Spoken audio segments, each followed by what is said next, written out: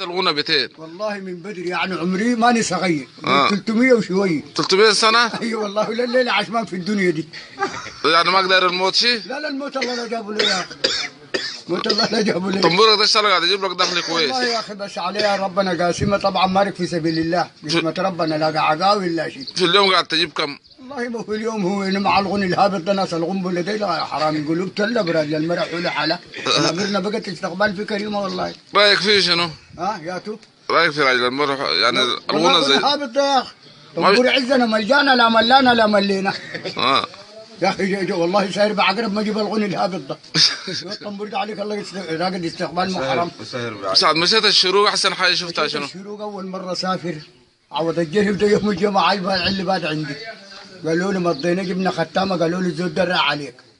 بعدين اول مره عوض ده يجينا ومشينا باش كابوش. دخلونا يابا حبيب شلتين ده كتفوني مع الكرسي. عوض ده مقبول بنا في الشروق والله. مرة نقول له نقوم نروح والله. لقيت الخرطوم سمح؟ ايه زول والله وبالله دخلونا في شقة انا وعوض الجري فتعرف المرايات نسلم عليه رقبتنا السلام عليكم. قال لي ما على زوجو بتاع الشروق ما تابعني. على كمال الله نقول السلام عليكم. انت اريد ان احنا في المرايه قال لي معنا زوجو.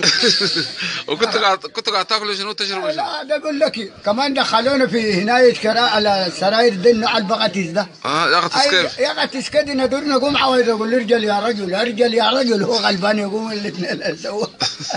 بيقول لك ارجل يا رجل منو؟ لا عوض الجري المحل السراير تعرفين من النوع السوتر دي. ندور يقوم الكرسي يمسكنا لا فوق.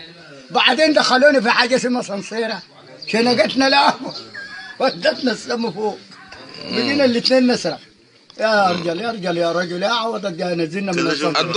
ادوكم كم بعد ما انتهيتوا مع الحوار؟ عوض ادوه بين 7 8 انا ادوني مليون غلب نستنى. وليش ادوكم مليون بس؟ والله ما طبعا جايبين لنا للنكات وجايبين عوض للغنى. طيب انت ذاتك مع فنان؟ والله عاد فنان قديم لكن ظلموني ود موسى ظلمني. لكن الضحك خليته قال الله خلقني ما ضحكني ذول بلاك واكبر مني يقول لي عمي كوست العمل يا عمى. لكن